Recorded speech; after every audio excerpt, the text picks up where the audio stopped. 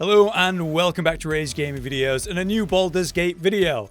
Today I am covering an absolute pile of incredible pieces of equipment. We're going to be talking about 4 legendaries and a pile of very rare goodies that are all very strong. Through this, we're going to be getting the Silver Sword of the Astral Plane, which is particularly good when wielded by a Githyanki. It's already a legendary greatsword, which is awesome with its own unique attack, but if you have a Gith actually wielding it, you get some extra perks of more psychic damage, advantage on intelligence, wisdom, and charisma saving throws, resistance to psychic damage, and the wielder can't be charmed. It's quite strong. An interesting detail about this sword is you could technically get it in Act 1 if you disarmed Voss when you first meet him, but that's not too relevant here. An important caveat to that then is that yeah, a Gith can get these benefits right, but if you disguise yourself into a Githyanki, you can get those benefits, which is maybe worth it. On this save, I can show you that I've got the gloves of soul catching, were incredible from monks. Unarmed attacks deal extra force damage, and once per turn on unarmed hit, you just get 10 hit points, which is crazy, or you can choose to get advantage on attack rolls and saving throws until the end of your turn. It also gives you +2 constitution, so these are absolutely awesome. The legendary armor, the helldusk armor, is 21 AC, but what's really cool about this is whenever you wear it, whatever class or spec you are considered proficient, meaning even though it's heavy armor, anyone can wear it, like a spellcaster or a rogue or something, which is really good. It also provides you with infernal retribution. When you succeed a saving throw, the caster receives burning for 3 turns, so extra fire damage there, and you have resistance to fire damage and can't be burned at all, as well as taking 3 less damage from all sources. Ridiculous. The 4th legendary is of course the Orphic hammer, a really important story weapon, but is a good weapon in itself. Still a +3 weapon enchanted weapon. It's versatile as a warhammer. You have advantage on saving throws against spells, and it has its own unique attack, which is really cool. Then we have the very rare items like the helldusk helmet, for example, providing infernal sight for the ability to see in magical and ordinary darkness up to a range of 12 meters, but you cannot be blinded while wearing it. You have magic durability, so +2 bonus to saving throws against any spell, and you cannot be crit while wearing it. It also has its own class action, immolating gaze, to sear and frighten targets for fire and fear over 3 turns. Then we have the helldusk gloves, +1 bonus to spell attack rolls and spell save DC. You get infernal touch, so your weapon attacks deal 1 extra 1 to 6 fire damage, or if you're unarmed attacking, you get to deal bonus necrotic damage and maybe even inflict bleeding. +1 to your strength saving throws, and it has its own cantrip in the form of Rays of Fire. Next, there's 2 incredible pieces that just set your stat levels. So the gauntlets of Hill Giant Strength increases the wearer's strength to 23 while wearing them, just massive for a massive amount of builds. And then the amulet of Greater Health, setting the wearer's constitution to 23, so a huge health pool. Again, anyone can wear that. Lastly, we also have the staff of spellpower, which gives you +1 bonus to spell save DC and spell attack rolls, but it's all about arcane battery, meaning you can alleviate the burden of a spellcast. The next spellcast you use doesn't cost a spell slot, so you could actually cast, say, even a level 6 spell and it not consume the slot. Very strong. So all of this is incredible, and it's all found through one questline and one main place, that is the House of Hope. However, to do this truly, you're going to need to beat one of the hardest fights in the entire game, so you want to be prepared for that going in. This involves the fantastic character Raphael and potentially concludes his storyline in the game. Of course, there will be spoilers in regards to that then, so be warned about that. To begin with then, we'll be pre-House of Hope and we'll be entering Act 3 with a big choice ahead of us. It starts by meeting both Raphael and Voss in the room above Sharess's Caress, found next to the south span of Worm's Crossing waypoint. Here you'll need to make a big choice. Will you finally accept or reject Raphael's offer? By signing the contract, you'll agree or disagree to make a major choice at the end of the main story. This choice I leave to you, but it'll cause 2 different paths in this guide and ultimately will overlap either way. As a heads up though, part of this guide lets you choose to double cross Raphael and break your contract, so there's actually little consequences if you're going to sign, and personally I did that. Signing the contract and then breaking it is actually the easiest way to get through all of this and puts you in the best spot to take on the House of Hope. So, you signed or didn't? Let's first cover if you did sign. You'll in exchange be given the legendary hammer, the Orphic hammer, just like that. It was that easy. This will be used for a major story detail, but will be important in the House of Hope as well in regards to the legendary gloves we want. After exiting the room with Raphael, you can now go speak with Voss and simply show him that you have the hammer. He'll be so pleased he'll offer you his sword, yet the silver sword of the astral plane. You'll also get it just like that. This is a big part of why signing makes the process of getting these items a lot easier. However, let's say you didn't sign. For now then, you'll get nothing. Later though, you can get the silver sword and find the orphic hammer in the House of Hope, so let's go to the house. Heading to the lower city of Baldurs Gate, we'll find on the northwest side a little shop called the Devil's Den. Here the shopkeeper, Helldusk, will provide you with a way to get to the House of Hope. First though, you'll need to successfully identify 2 items on display in the shop. Walk around and you'll be given perception checks on the items. When you interact with them, you'll have to pass an arcana check, and if you successfully identify the truth behind 2 items, you can go speak to Helldusk and request a full showing of what she has to offer. After that, speak to her again about the House of Hope. To open the portal, she's going to want 20,000 gold,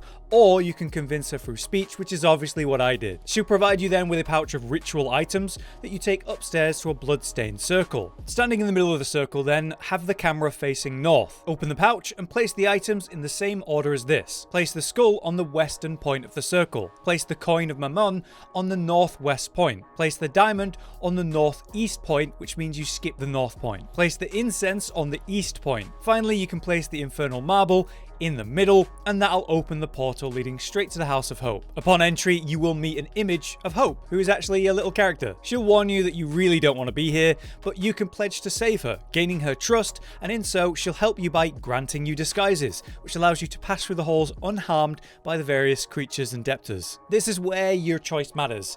If you sign the contract, you can go straight to Hope herself, but if you didn't sign, you're going to first need to get the orphic hammer. I'll explain both versions, but let's start with the hammer version, where you need to go to the west side of the house in the archive. By going here before saving Hope, you'll have to deal with the archivist. Head to the archive entrance on the west side then, and you'll meet Hope again, who appears before you. Convince her to tell you the archivist's weaknesses, and apparently there is an inquisitor who works for Zariel who comes here, who we can impersonate after that conversation with Hope. Through this impersonation and intimidation, you'll end up with an invitation to the north room. Head to that north side then, and you'll enter and meet this magic pool. If you use it, it'll provide you with a long rest buff. You would struggle to get here otherwise, so keep that in mind whenever you need it. Progressing into the main room to the north though, you'll meet Harleep, who you can fight or convince to help you, and by convince I mean you need to successfully offer just your body and not your soul, and you'll get the key to the safe through this. However, I do think fighting them is better because you do get some important gloves we'll mention. One way or another though, we will press the button under the portrait of Raphael, revealing the safe. Anyway, in the safe you'll find a note that you need to read, which will then reveal the phrase needed to get the hammer. Return to the archive. Using the phrase, you'll basically bring down the bubble that's protecting it, and you can take it. This turns the house into a combat zone though, so also in the archive you'll find the amulet of greater health and the gauntlets of hill giant strength on pedestals. I was able to simply take these when I freed Hope, so maybe wait until after you've done that, but potentially you can steal them now since you've stolen the hammer. When it comes to the combat though, be aware that defeating Harleep and looting them will reward you with the helldusk gloves, so that's pretty important. Now it's time to travel to Hope, who you can find underneath the house via one of the trapdoors like the one on the east side of the building. So sneak or fight your way over there. Down here you'll find her chained to 2 crystals you'll break with the hammer, but first you'll need to defeat all the guards, including some observers. With them defeated though, use the hammer, break the crystals, and free Hope. She'll join your party, and she is very useful here at this point. On the other hand, what if you did sign the contract and already have the hammer upon entry? Well, this is going to be a lot simpler. Upon entry to the House of Hope, speak with Hope herself and tell her you're going to save her. She will give you the disguises needed to move through this area. With that, we can head to the east side of the hall of the House of Hope, find a trapdoor that leads down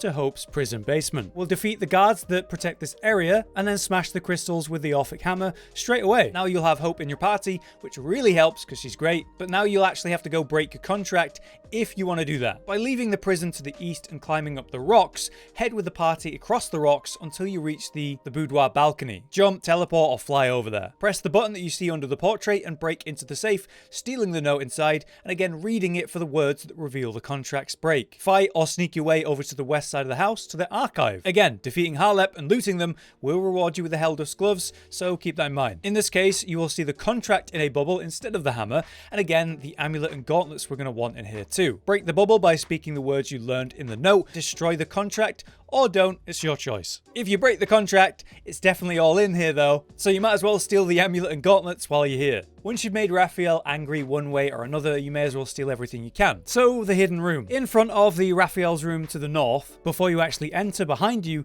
there's a lock that's revealed by passing a perception check. This big infernal gem embedded in the wall, you perceive it, and then you need to beat a 10 wisdom and 20 intelligence check to then expose the door. Upon entry, you'll find a pile of chests, which has the helldusk helmet in it, and on the side on a pedestal is the staff of spellpower. So of course, we're going to want to get both of these. With all that done and dusted, it's finally time to deal with Raphael himself. So return to the way you entered via the portal, but before you can leave, you'll be interrupted by Raphael since, you know, you stole from him, or you broke your contract, or you tried to free Hope, or all of the above. This is one of the hardest fights in the game, it would seem. You'll need to defeat Raphael, his many guards, potentially the demon Yrgir, and Hope's sister as well. Ultimately, this is going to come down to you, your skill, and your build, but I do have advice. Firstly, Yrgir can actually be convinced to join you and help you if you pass a 30 persuasion check, which obviously isn't easy, but it is possible and really does help. Secondly, Hope will really appreciate it if you don't kill her sister, so when you attack her, you can choose to toggle on your passive non-lethal mode to knock her out specifically. But then we have the actual fight. Raphael has an impressive 666 hit points and 27 AC. You want to be fully healed and ready for the fight, of course, and there's going to be 4 soul pillars around the arena, which will increase his power, so you want to destroy them. Fortunately, they're weak to blunt and force damage, so either one of those will deal a lot of damage in particular, and by breaking the pillars, you seem to CC Raphael until he transforms, which can be for most of the fight, giving you a chance to clean up the many enemies in here and prepare to focus on just him. Maintain party buffs and enemy debuffs to reduce incoming damage as much as you can, waiting as long as you can to push Raphael into his form by basically avoiding hitting him. Now, Yrgir, when he's on your team, has strong poison on his attacks, invisibility, and even lifesteal, which you can really rely on. He's very good. I'd also suggest you full commit generally in an intense fight like this. Like both Shadowheart and Hope might and should have Divine Intervention, a 1 per playthrough cast. If you pick the massive Radiant AoE,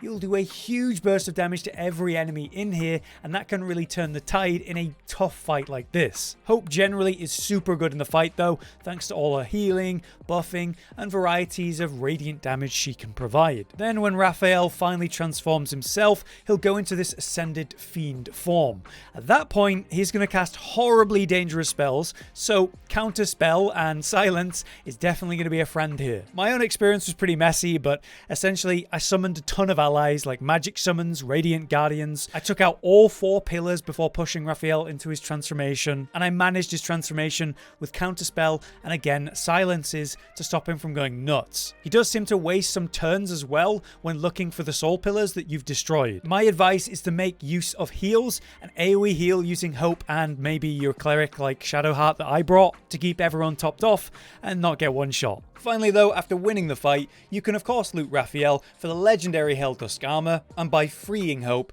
you'll also be granted the gloves of soul catching by her. Now you'll be free to escape the House of Hope via the portal. If you didn't sign the contract, by the way, you will need to go now see Voss and use the hammer to convince him to give you his sword. He'll be in the Undercity, as he does tell you when you originally talked to him. But there you have it, a full guide to the House of Hope and the main details of it. I hope this was detailed enough to help you whichever contract choice you made, but for now, I've been Hollow, you've been you. Thank you for watching, and I'll see you next time. Josh, Cotton, and Hollow with the videos, dropping the humor like a hammer on your tippy toes, bringing entertainment on a daily arrangement to take our insanity and turn it into entertainment. Yes, I said entertainment twice, to reiterate that it is nice to look into your faces on a mostly daily basis when you let us in your homes to make the whole world a stage. Goodbye.